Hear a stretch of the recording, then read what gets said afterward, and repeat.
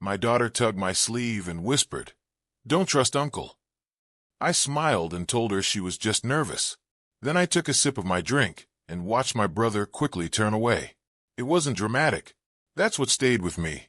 He didn't panic, didn't rush, didn't even look guilty. He just turned away, like a man who had already done what he came to do. And that's when I felt my daughter's hand tighten around my wrist. She wasn't playing. She wasn't being shy. She was scared. I looked down at her. Emily was 9. Quiet kid. Observant. The kind who noticed things adults missed. She pressed closer to my side, her fingers curling into my shirt. "Dad, I saw him," she whispered again, barely moving her lips. I lowered the cup slightly. "Saw what, sweetheart?" She hesitated. Her eyes flicked toward my brother David, standing across the backyard near the folding tables. He was laughing with my cousin Mark, holding a plastic plate, like nothing in the world had shifted. "He touched your drink," she said. I glanced at the cup in my hand. Paper. Cheap. Half filled with iced tea. It didn't look any different. And for a moment, I almost laughed it off. Kids misunderstand things all the time, especially at loud family gatherings where people move around, pick things up, set them down. But then I remembered something.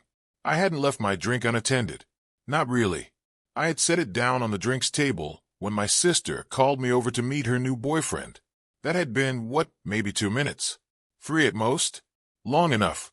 I took another small sip before I even realized what I was doing. Emily's grip tightened again. "Dad, don't." I stopped. The tea tasted normal, maybe slightly bitter. Or maybe I was imagining that. That's the thing about suspicion. Once it enters your head, everything changes. Every taste, every smell, every movement suddenly feels loaded with meaning. I set the cup down slowly on the nearby patio railing. My whole body felt alert now. Not afraid, just awake. I watched David again. My younger brother. 54. Always a little smoother than me. More talkative. Better at working a room. He had that easy smile people trusted. He also hadn't spoken to me much in the past year. Not since our mother's health started declining. Not since the conversations about the house began. He laughed again at something Mark said, then glanced briefly in my direction. Our eyes met, and for the first time, I saw something that didn't belong there. Not anger, not guilt, just calculation. Then he smiled, raised his cup slightly, like nothing had happened. Emily leaned her head against my arm. "Dad, I don't like him." That hit me harder than the whisper. Emily used to adore David. He was the uncle who brought her puzzle books, who remembered her birthday, who once spent half an afternoon helping her build a birdhouse. Kids don't change like that overnight. "What did you see exactly?" I asked quietly. She swallowed. "He was standing by your cup, and he looked around first." My stomach tightened slightly, and then he took something out of his pocket. My fingers curled slowly at my side. "And then he put it in your drink," she finished. The backyard noise suddenly felt distant. Kids running near the fence. Laughter near the grill. Someone turning up the country music too loud. All of it felt like it belonged somewhere else. I looked back at the cup sitting on the railing. Half full. Perfectly still. Completely ordinary. But now, I couldn't stop staring at it. I didn't feel sick. Not dizzy. Not yet. But something inside me had shifted. I picked up the cup again, then stopped halfway. For the first time in a long while, I listened to that quiet instinct you develop after 50. The one that doesn't shout, just nudges. I set the drink back down, untouched, and that's when I noticed David moving again. He wasn't laughing anymore. He was watching me, watching to see if I'd finish it. That's when my whole body went cold, because suddenly this didn't feel like a misunderstanding anymore. It felt like my brother was waiting for something to happen. Looking back now, the warning signs had been there long before my daughter pulled my sleeve. I just didn't see them. Or maybe I did and chose not to. That's something you learn in your late 50s. Sometimes we don't miss the signs. We quietly step around them, because seeing them clearly would force us to act. And acting against family never comes easy. I was 58 that summer. Old enough to have buried one parent already. Old enough to know how fragile family becomes when money and property get involved. Old enough to understand that old rivalries don't die, they just wait. The reunion was held at my cousin Mark's place outside Columbus. Big backyard, wooden deck, cheap folding tables lined with store-bought food and plastic coolers full of drinks. It wasn't fancy, but it felt familiar. The kind of place where history sits quietly in the background. My wife, Laura, was inside helping with desserts. Emily stayed glued to me most of the afternoon, which wasn't unusual. She was my late-in-life surprise. Laura and I married when I was 52. Emily came 2 years later. By the time she was old enough to remember things, I was already slowing down a little, paying closer attention to moments. Maybe that's why her whisper hit me harder. Because Emily wasn't dramatic. She didn't invent problems. She watched first, then spoke. And she'd been watching David all afternoon. I realized that later. Earlier, when we first arrived, David had greeted me with one of those firm, two-handed handshakes. The kind that looks warm, but hold a little too long. "Good to see you, Tom," he said. Tom. He hadn't called me that in years. Usually it was just Big Brother, or nothing at all. "You too," I told him. He bent down toward Emily. "Well, look at you. You're getting tall." Emily gave a small smile, but she didn't step forward like she normally would. She stayed half behind me, fingers hooked into my belt loop. I noticed it, but I brushed it off. Kids go through phases. David straightened up and clapped me lightly on the shoulder. "How's everything going?" he asked. "Steady," I said. "Same as always." He nodded slowly. "That's good. Stability matters these days." The way he said it, it lingered. But I didn't question it. Because at that point, I was still thinking about Mom. She'd been declining for almost a year. Nothing dramatic. Just the slow fading that comes with age. Memory slipping. Balance getting worse. More doctor visits. More conversations about what happens next. And that's where David and I started drifting. Mom's house wasn't huge, but it sat on land our grandfather bought decades ago. 3 acres just outside town. Property values had climbed quietly over the years. Not life-changing money, but enough to create tension. David had started asking questions a few months earlier. Casual at first. "What's Mom planning to do with the place? Have you talked to her about long-term care? Would it make sense to sell early?" I didn't think much of it at the time. Those were reasonable conversations. Practical conversations. But David wasn't usually the practical one. He was the one who moved from job to job. The one who talked big about opportunities. The one who always seemed close to something, but never quite landed it. Still, he was my brother. And brothers, even distant ones, get the benefit of the doubt. That afternoon, though, I noticed something else. He kept drifting toward me. Not in an obvious way. Just nearby. Within earshot. Asking small questions. "How's work treating you? You still thinking about retiring early? You ever consider downsizing?" Each one sounded harmless. Each one felt measured. At one point, he even asked about my life insurance. He laughed right after. "Just kidding," he said, raising his hand slightly. I laughed too. But Emily didn't.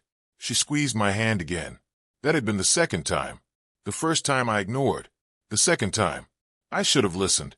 Later, when I set my drink down and stepped away to talk to my sister, I remember David standing near the cooler. He was pouring himself something. I barely registered it. There were kids running past. Someone called my name. Mark started telling a loud story about fishing. Normal family noise.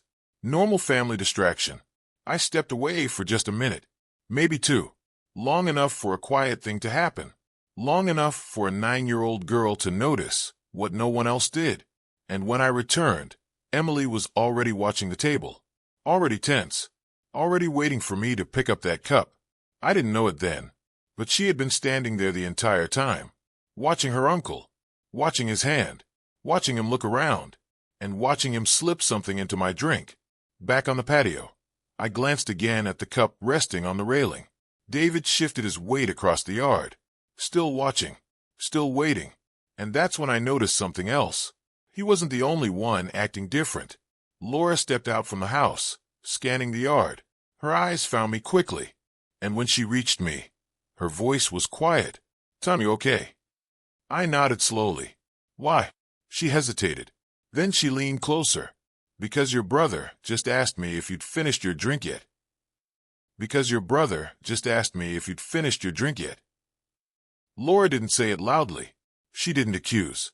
She just watched my face carefully, the way she does when she senses something shifting beneath the surface. And for the first time that afternoon, I felt a slow, deliberate chill settle across my shoulders. He asked you that?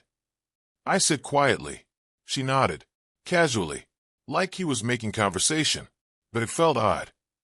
I glanced across the yard again. David was standing near the grill now, talking with Mark and two of our cousins. He looked relaxed, comfortable, like a man enjoying a summer afternoon. But now I couldn't unsee it. Every few seconds, his eyes drifted in my direction, not long enough to draw attention, just enough to check. Waiting, I rested my hand lightly on Emily's shoulder. She says she saw him touch my drink. Laura didn't react right away.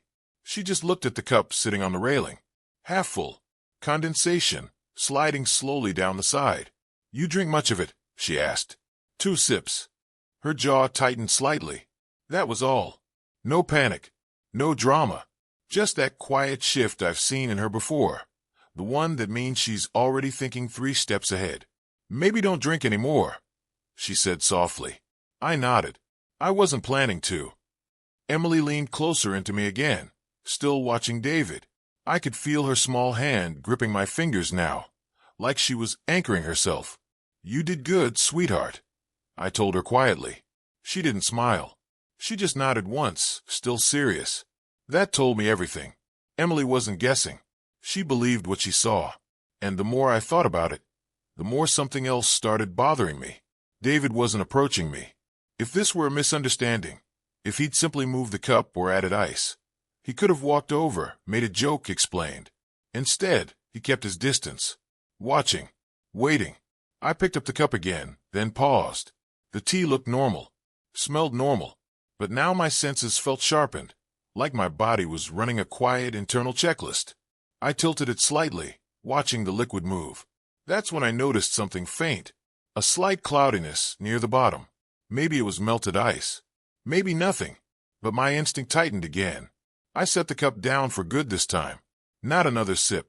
Across the yard, David shifted. He noticed. His smile faded for just a second.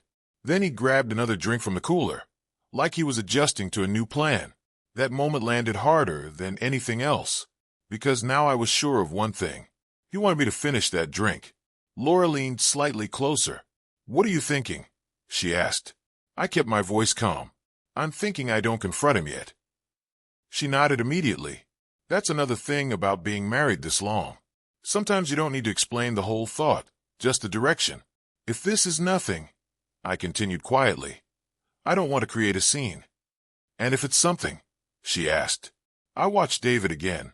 Then I want to know why. We stood there in silence for a moment. Kids laughing, music drifting, someone opening another cooler. Normal life continuing, while something underneath it shifted. Then I felt it. Not dizziness, not nausea, just a strange heaviness in my fingers. Subtle, easy to dismiss. I flexed my hand once. Then again. Maybe I was imagining it. Maybe my mind was amplifying every sensation. But once you start questioning something like this, it's hard to separate feeling from fear. Laura noticed. You all right? Yeah, I said quietly. I didn't want Emily to hear concern in my voice, but I couldn't ignore it either. I casually wiped my palm against my jeans. My hand felt slightly numb, just faintly, like when circulation gets cut off. I told myself it was nothing. Tension, heat, too much caffeine earlier. But then Emily looked up at me again. Dad, you look pale. That hit me harder than the sensation itself. Kids don't measure words like adults do. They just say what they see. Laura studied my face. Her expression tightened again. Let's sit down for a minute, she said calmly. I nodded. We moved toward the shaded corner of the patio, away from most of the noise. I sat slowly, keeping my breathing steady. Across the yard, David noticed. He stopped talking mid-sentence, and then he started walking slowly in our direction. Not rushing, just approaching. My pulse slowed instead of rising, because now something inside me settled into place. If he had slipped something into my drink, he'd want to see the result. He reached us a few seconds later. You all right, Tom? he asked, voice warm, concerned. Too concerned. I'm fine, I said evenly. He glanced at the cup still sitting on the railing, then back at me. You finish your drink. There it was. The second time. Same question. Different delivery. I shook my head. Not yet. For just a fraction of a second, his shoulders dropped. Barely noticeable. But I saw it. Then he smiled again. Well, you should. It's hot out. Don't want you getting dehydrated. I met his eyes. And for the first time all afternoon, I didn't see my younger brother. I saw a man waiting for something to happen. And that's when I realized something even worse. This wasn't impulsive. This was planned. Once that thought settled in, everything slowed down for me. I've lived long enough to know when to move, and when to sit still and watch. This wasn't the moment to accuse David. Not yet, because if he had planned something, then he'd also be careful. Careful enough to deny it. Careful enough to turn the family against me if I sounded paranoid. And family gatherings are dangerous places for that. All it takes is one raised voice, one accusation without proof, and suddenly you're the difficult one, the dramatic one, the brother causing trouble. I wasn't going to give him that, so I kept my voice calm. I'll grab a fresh one in a bit, I told him. David nodded. Probably a good idea, he said, a little too quickly. Then he lingered, just for a second longer than necessary, watching my hands, watching my face, looking for symptoms. Then he clapped my shoulder lightly and walked away. As soon as he turned, Laura leaned closer. You see that? She murmured. Yeah, I said. Emily tugged my sleeve again. I told you, she whispered. I turned toward her. Sweetheart, I need you to tell me exactly what you saw. Everything. No guessing, okay? She nodded seriously.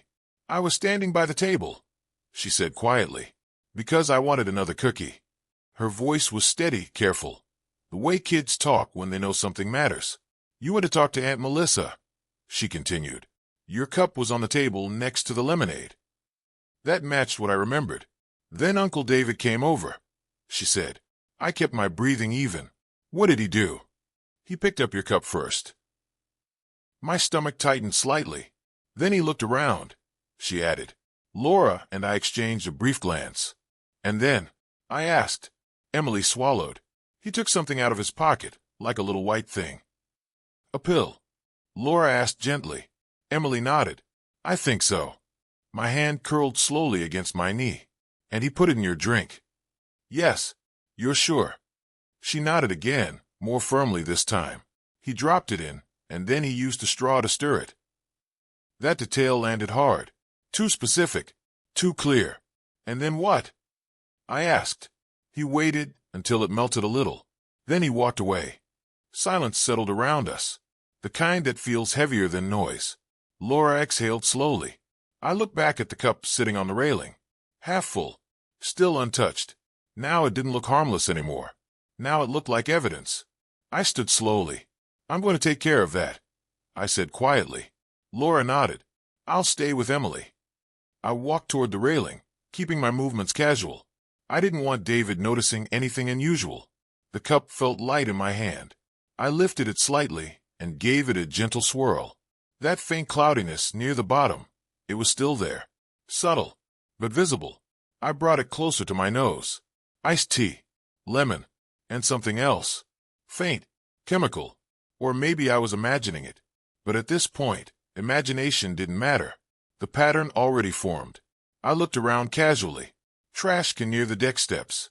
Perfect. I walked over and tipped the cup slowly, emptying the remaining liquid into the trash liner, careful not to draw attention. Then I dropped the cup in two. Gone. No more risk. But also, no more physical proof. That thought hit me immediately.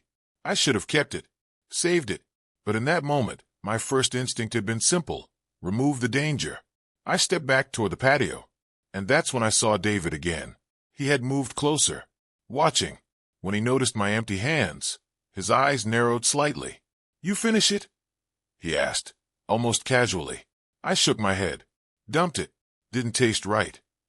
For the first time all afternoon, his smile faltered.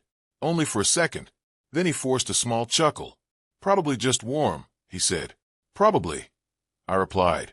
But something had changed between us now. Neither of us said it out loud, but we both knew. I knew something had been in that drink, and he knew. I didn't take it. He nodded once, then turned away, but his walk wasn't relaxed anymore. It was tighter, quicker, and as he moved toward the far end of the yard, I noticed him pull out his phone. He stepped behind the shed, out of sight. That was when the quiet certainty settled in. If this had been harmless, he wouldn't be making a call. I returned to Laura and Emily. He saw me dump it, I said quietly. Laura's expression hardened slightly. And he's on his phone now, away from everyone. Emily looked up at me. Are you okay, Dad? I placed my hand gently on her head. Yeah, I said softly. But as I said it, I realized something. The numbness in my fingers hadn't completely gone away. It was still there, faint, lingering, which meant one thing. Whatever he slipped into that drink, I'd already taken enough for it to start working. The numbness didn't get worse, but it didn't go away either. It just lingered in my fingertips, like a reminder. I flexed my hand slowly, keeping my expression neutral. The last thing I wanted was to alarm Emily, or let David see anything that might confirm whatever he expected. Laura leaned closer. You want to leave? She asked quietly. I thought about it. Every instinct told me to grab my family and walk straight to the car. Get distance. Get safety. End the afternoon before anything else unfolded. But another instinct, the one built over years of watching, waiting, and learning, told me something different. If we left now, David would know he'd scared me. And more importantly, I'd learn nothing about why. No, I said softly. Not yet. Laura studied me for a moment, then nodded. She trusted my judgment. Always had. Especially when I went quiet like this.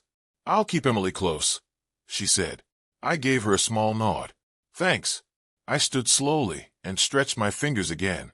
The numbness had softened slightly, but I could still feel it. Enough to remind me that Emily hadn't imagined anything. Across the yard, David reappeared from behind the shed. Phone no longer in his hand. He scanned the patio quickly. Then his eyes landed on me. He watched my posture, my movement, my face. Still checking, still waiting. But when he realized I was standing normally, not slumped, not dizzy, not showing obvious symptoms, something in his expression tightened. He hadn't gotten what he expected. And that gave me my first real advantage. I walked casually toward the cooler and grabbed a fresh bottle of water. I made sure David saw me open it myself. Then I took a slow drink. No hesitation. No reaction. Let him see that too. A few minutes later, Mark called everyone toward the tables. All right, folks, food's ready. Come before the kids wipe us out. The usual shuffle followed. Chairs scraping. Plates stacking. Conversations shifting. I stayed calm, moving with the group. David took a seat across from me. That didn't feel accidental. He filled his plate, but barely ate, his attention drifting toward me every few seconds, watching my hands, watching my face, looking for signs. I ate slowly, deliberately, normal. At one point, he leaned forward slightly. You feeling all right now? He asked. I nodded. Yeah, just needed some water. He forced a smile. Good. He gets to you quicker these days. That line sat between us. Heat. A convenient explanation. I didn't challenge it. Instead, I asked quietly, You've been busy lately? He blinked slightly, caught off guard by the shift. Yeah, why? Just noticed you asking a lot about Mom's place recently. His shoulders tightened, only slightly, but I saw it. Well, you know, he said, shrugging. Just thinking ahead. Thinking ahead how? He picked at his food. Just making sure everything's handled properly. Handled. That word stuck. Before I could respond, Emily spoke from beside me. Dad, can I have another cookie? Her voice broke the tension. Of course, I said gently. Laura stood. I'll go with her. They walked toward the dessert table together. David watched them leave. Then he leaned forward slightly. You ever think about simplifying things? He asked quietly. Simplifying? Yeah. Selling Mom's place early. Splitting things clean. Avoiding complications later. There it was again. Not the first time. But the timing after everything felt different. I think Mom's still alive, I said calmly. David's jaw tightened. Yeah, of course. I just mean planning. I think she should decide, I replied. He leaned back slightly. That conversation ended itself, but something had shifted again, because now I understood something that hadn't fully formed before. David wasn't just curious. He was impatient, and impatience makes people take risks. A few minutes later, I noticed him checking his phone again under the table. Quick glance. Typing. Then another glance toward me. That's when I realized something else. He wasn't just watching. He was waiting for something that didn't happen. And that meant his plan, whatever it was, had failed. Emily and Laura returned, Emily holding 2 cookies carefully in her hands. She sat beside me again, leaning close, still protective, still watchful. I placed my hand gently over hers. "You all right?" I asked softly. She nodded. Then she leaned closer and whispered again. "Dad, he looked mad when you threw it away." I felt a quiet heaviness settle in my chest. Kids don't filter expressions. They just see them. "I know," I whispered back. She hesitated, then added one more thing. "And when he was behind the shed." I looked down at her. "What, sweetheart?" I followed him. Laura's head turned immediately. "You followed him?" she asked gently. Emily nodded. I stayed behind the tree. He was talking on the phone. My pulse slowed. "What did he say?" I asked quietly. Emily thought carefully. I heard him say, "He didn't drink enough." The noise around the table faded again. "And then?" I asked. She swallowed. "And then he said, I don't know, maybe later." Laura's fingers tightened around her napkin. I felt something inside me settle into a colder, clearer place. Because now this wasn't suspicion anymore. This was intent. And whatever David had planned, he hadn't given up yet. Once Emily told me what she heard, something inside me shifted. Up until then, I had still been holding on to a small piece of doubt. Not anymore. He didn't drink enough, maybe later. Those weren't careless words. Those were planned words. And they meant one thing. David wasn't done. I sat there quietly, my hand resting over Emily's. My mind wasn't racing. It was slowing, organizing, measuring, deciding. That's what happens when you've lived long enough. Panic fades faster. Clarity comes quicker. I leaned toward Laura. "We're going to leave soon," I said softly. She nodded immediately. But not yet. She understood. We needed to leave safely, not abruptly. I didn't want David reacting to sudden movement, or worse, trying something else before we got out. Across the table, David laughed at something Mark said, but it sounded forced now. His eyes flicked toward me again, studying, calculating. He still didn't know how much I knew, and that gave me control. I stood slowly. "I'm going to grab another water," I said casually. Laura nodded. "I'll get the keys ready," she murmured. Smart. I walked toward the cooler again, deliberately passing near the dessert table. Emily had been right. David's phone was still in his hand when he thought no one noticed. He was typing quickly, then locking it when someone looked his way. I grabbed a sealed bottle, opened it myself, drank slowly. Then I turned toward him. "Hey, David," I said. He looked up. "Yeah, you mind helping me move that cooler to the other side?" Mark asked earlier. It wasn't true, but it sounded harmless. He hesitated, just a fraction. Then he stood. "Sure." We walked together toward the far edge of the yard, near the fence where the extra coolers were stacked. It was quieter there. Fewer people. Less noise. He bent slightly, gripping one side. I held the other. We lifted. Halfway across the yard, I spoke. "You ever think about how weird it is getting older?" He glanced at me. "What do you mean?" "You start noticing things you used to ignore." He didn't respond. We set the cooler down. I wiped my hands slowly. Then I looked at him. "You asked Laura if I finished my drink." His face didn't change. Just a blink. "I was just checking on you," he said calmly. "You asked twice." A pause. "Did I?" "Yes." He gave a small shrug.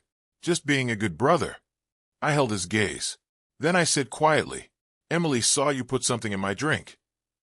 The silence between us went heavy, for the first time all afternoon. David didn't smile. His eyes hardened slightly. Then he exhaled through his nose. "She's a kid," he said. "She described you stirring it with a straw." That landed. I saw it, a tiny flicker behind his eyes. But he recovered fast. You're really going to believe a 9-year-old over me? I didn't answer right away. I just watched him. That's when he made his mistake. He leaned closer, lowered his voice. You didn't drink enough anyway. The words slipped out before he could stop them. And in that moment, everything ended. Because he didn't deny it. He confirmed it. His eyes widened slightly, realizing what he'd just said. Then he stepped back. You're imagining things, he added quickly. But it was too late. I didn't raise my voice, didn't accuse. I just nodded once, and something inside me closed quietly, because in that moment, I stopped seeing him as my brother. I saw him as a man who had tried to harm me, and who had just admitted it. Behind us, I noticed Laura walking toward the driveway, Emily holding her hand. Good. They were ready. David cleared his throat. Look, Tom, you're reading too much into. I'm leaving, I said calmly. He stopped. That's probably best, I added. I turned and walked toward my family. No drama, no shouting, just quiet distance. But as I reached the driveway, I heard footsteps behind me. David again. Tom. I turned. He stopped a few feet away. For the first time that day. He looked nervous. You're really going to make this into something? He asked. I studied him. Then I said quietly, You already did. Laura opened the car door. Emily climbed in. I followed. But before I closed the door, I noticed something else. David's face had changed again. Not nervous anymore. Frustrated. Tight. Like a man whose plan had slipped, but not completely failed. And that's when a final, colder thought crossed my mind. Because if he had tried once, and said maybe later, then leaving the reunion might not be the end of it. I didn't relax when we pulled out of the driveway. Not even a little. At 58, you learn something about danger. It rarely ends the moment you step away from it. Sometimes it follows quietly, waiting for another opportunity. Laura must have sensed it too, because she didn't turn on the radio like she usually did. She just sat beside me, one hand resting lightly on Emily's knee in the back seat. Emily leaned forward between the seats. Dad, are you okay now? I glanced at her in the rearview mirror. I'm okay, I said gently. That was mostly true. The numbness in my fingers had faded, but I still felt a faint heaviness in my arms, like the tail end of something my body was still working through. Laura noticed me flexing my hand again. Still feeling it? She asked quietly. A little. Her jaw tightened. Maybe we should stop somewhere, just in case. I nodded. Yeah, I think we will. I wasn't panicking, but I also wasn't going to ignore what had already happened. If David had slipped something into my drink, even a small amount, I wanted it checked. We drove in silence for another few minutes. Then I noticed something in the mirror. A dark sedan pulled out from the same road behind us. At first, I didn't think anything of it. Family gatherings always ended with people leaving around the same time. But then the car stayed behind us. One turn, two turns, still there. I didn't say anything right away. I just watched. 3 turns, still there. Laura followed my eyes. You okay? She asked. Yeah, I said quietly. Just checking something. I slowed slightly. The sedan slowed too. That's when my chest tightened. Not with fear, but with confirmation. Laura noticed it now too. That car has been behind us, she said. I nodded. Yeah. Emily leaned forward again. Dad, it's all right, sweetheart, I said calmly. But inside, something sharpened. I took the next right turn earlier than planned. The sedan followed. No hesitation. Laura exhaled slowly. That's not a coincidence. No, I said. I didn't speed up. Didn't panic. Instead, I drove toward the main road, where traffic was heavier. More cars. More witnesses. More safety. The sedan stayed 2 car lengths behind. Steady. Deliberate. Emily's voice came softly from the back. Is that Uncle David? I checked the mirror again. I couldn't see clearly through the tinted windshield, but I had a feeling. Not sure, I said. We reached a traffic light. Red. I stopped. The sedan stopped behind us. No turn signal. No lane change. Just waiting. Laura leaned closer. You think it's him? I kept my eyes forward. I think he's not done. The light turned green. I drove straight through, and then pulled into a busy gas station on the corner. Cars, people, movement. The kind of place where quiet problems don't stay quiet. I parked near the entrance. The sedan slowed as it passed. For a moment, I saw the driver. It wasn't David, but I recognized the man.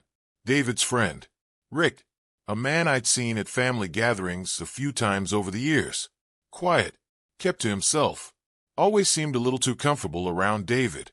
Rick glanced at me briefly, then drove past. Didn't stop, didn't wave, just kept going. Laura saw him too. That was Rick, I said quietly. Her expression hardened. Why would he be following us? I didn't answer right away, because the answer had already formed. David had made a call. Emily had heard him. He didn't drink enough, maybe later. I exhaled slowly. We're going inside, I said. Laura nodded. We stepped out of the car together, Emily holding both our hands now. I didn't like how close she stayed, but I understood it. Kids feel tension long before they understand it. Inside the station, I grabbed a bottle of water and sat at one of the small plastic tables near the window. Laura pulled out her phone. You want me to call someone? She asked. I thought for a moment. Then I nodded. Yeah, call Dr. Harris. He was my primary doctor. Older guy. Straightforward. The kind who doesn't overreact, but doesn't dismiss things either. Laura stepped aside to call. Emily sat beside me, leaning her head against my arm. Dad, are we safe now? I wrapped my arm around her shoulders. Yeah, I said quietly. And this time, I meant it, because something else had shifted. David had tried once, tried again, and now he'd followed us. Whatever this was, it wasn't impulsive anymore. It was deliberate, and that meant one thing. I wasn't just dealing with a family disagreement. I was dealing with a man who had crossed a line and wasn't sure how far he was willing to go. Laura returned a moment later. Dr. Harris says we should come in, she said. I nodded. Good. We finished our water and walked back outside. Rick's car was gone. The road looked normal again. Traffic moving. People coming and going. Ordinary life. But as I started the engine, I realized something else. This wasn't just about getting home anymore. This was about understanding why my own brother would try something like this, and making sure he never had another chance. Dr. Harris saw me within 20 minutes. He didn't rush, didn't alarm Emily, just ran a few basic checks, asked quiet questions, and listened carefully while I explained what happened. I kept it simple. Family reunion. Drink left unattended. Daughter saw my brother drop something into it. Mild numbness afterward. Dr. Harris didn't interrupt. He just nodded slowly. Then he ordered a quick blood panel and asked me to stay for observation. Probably nothing serious, he said calmly, but I'd rather be certain. We waited in a small room. Laura sat beside me. Emily curled up in the chair across from us, quieter than usual. Every so often, she'd glance at me like she was making sure I was still okay. About 40 minutes later, Dr. Harris returned. He closed the door behind him. That's when I knew. There's a mild sedative in your system, he said. Laura's breath caught. My stomach tightened. Nothing dangerous at the level we found, he continued, but enough to make you drowsy, slow your reaction time, maybe make you feel weak or disoriented. Exactly what I'd felt. Could that have been worse? Laura asked. Dr. Harris nodded slightly. If you consumed more, you might have become very drowsy, possibly passed out. Emily's fingers curled tighter around the armrest. I felt something settle heavily in my chest, because now it wasn't suspicion. It wasn't interpretation. It was fact. Someone had put a sedative in my drink, and the only person near that drink was my brother. Dr. Harris handed me a bottle of water. You'll be fine, he said gently. Just rest tonight. Drink fluids.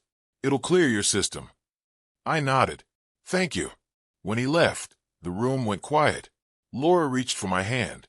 I don't understand, she whispered. Neither did I. Not completely. But I understood enough. David wasn't trying to kill me. He was trying to disable me, slow me, make me vulnerable. And that thought sat heavier than anything else, because that meant there was something he needed me out of the way for. We drove home slowly after that. Emily fell asleep halfway through, her head resting against the window. Laura watched her quietly, one hand still resting protectively across the seat. When we pulled into the driveway, I turned off the engine and just sat there for a moment. The house looked the same. Quiet, safe, but something inside me had changed. Laura touched my arm. "What are you thinking?" I exhaled slowly. "I'm thinking this didn't start today." She nodded, because she knew it too. Over the next few days, I made a few quiet calls. Not angry calls. Careful ones. I spoke to Mom's attorney. Asked simple questions. Nothing dramatic. Just clarity. And what I learned confirmed everything. 2 weeks earlier, David had tried to convince Mom to sign a temporary property transfer, something that would allow him to manage her assets, while she declined. She refused. But he hadn't stopped. He'd contacted the attorney again, asked what would happen if I were unable to assist in decision-making. That phrase stayed with me. Unable to assist. Not gone. Just unable. That's when everything lined up. The drink, the sedative, the impatience, the phone call.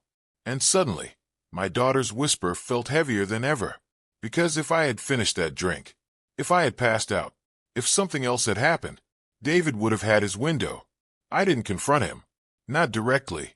Instead, I helped Mom finalize her will sooner than planned. Quietly. Carefully. With protections in place. Control stayed where it belonged. David never brought up the reunion again. Neither did I. But something between us ended that day. Not loudly. Not dramatically. Just quietly. Like a door closing that never opens again. Emily eventually went back to being her cheerful self. But every now and then, she'd still hold my hand a little tighter when we saw extended family. And I never ignored that again.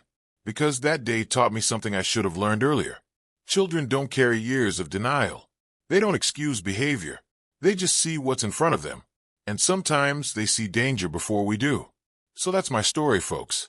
If it resonated with you, go ahead and hit that like button, subscribe to the channel, and tell me in the comments where you're listening from.